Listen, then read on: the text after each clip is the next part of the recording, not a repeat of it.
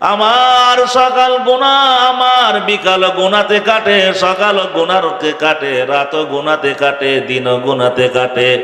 ওরে দোস্ত, এখনো কি সময় হয় নাই আল্লাহর সামনে একজন পলাতক আসামি হিসাবে চোখের পানি ছেড়ে দিয়ে তওবা করবার সময় কি এখনো হয় নাই? আর কবে তুমি দেরি হবে দোস্ত?